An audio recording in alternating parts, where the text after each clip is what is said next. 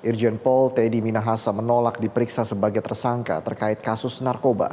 Teddy menolak diperiksa karena enggan didampingi kuasa hukum yang disiapkan Polda Metro Jaya. Selengkapnya rekan Jen William akan melaporkan langsung dari Polda Metro Jaya. Jen, apa alasan utama Irjen Teddy Minahasa menolak diperiksa sebagai tersangka kasus narkoba?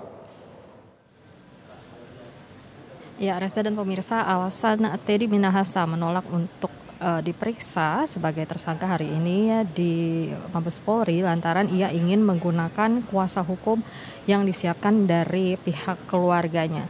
Tadi dikatakan oleh Kabitumas Polda Metro Jaya, Kombes Pol Zulpan, bahwa di Sabtu siang hari ini memang dari pihak Direktorat Narkoba Polda Metro Jaya ini sudah sempat ingin melakukan pemeriksaan lanjutan terhadap Teddy Minahasa di Bareskrim Mabes Polri.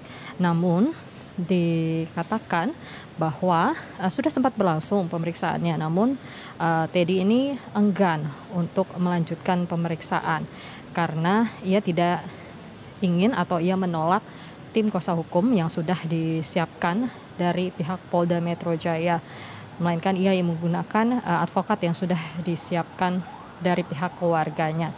Nah, untuk itu dari pihak penyidik Polda Metro Jaya ini mengabulkan permintaan dari Teddy Minahasa sehingga pemeriksaan terhadap Teddy di hari ini tidak dilanjutkan dan dikatakan akan ditunda pada hari Senin tanggal 17 Oktober. Reza. Ya, Jen, lalu bagaimana penanganan etik dan pidana yang harus dihadapi oleh Irjen Teddy?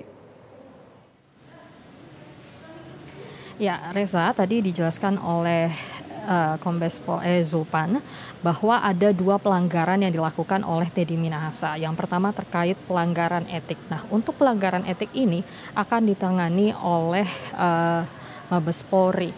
Karena itu saat ini Teddy Minahasa ditempatkan di tempat khusus yang ada di Propam Mabes Polri. Mengapa ditempatkannya di Mabes Polri?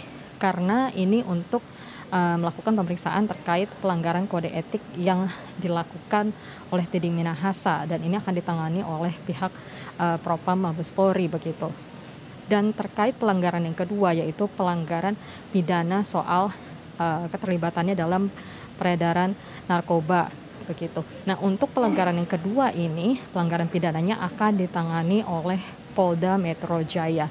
Karena itu pemeriksaan baik dari terkait etiknya, terkait pelanggaran etiknya dari Mabes Polri, kemudian terkait pelanggaran pidananya dari Polda Metro Jaya, ini pemeriksaan akan berjalan secara beriringan dan tadi dikatakan dari Kombes Pol Zulpan bahwa pemeriksaan ini akan dilakukan secara transparan dan terbuka dan nanti jika sudah ada hasil dari pemeriksaan lanjutan yang akan dilakukan di hari Senin akan disampaikan kepada publik terkait pemeriksaan lanjutan tersebut.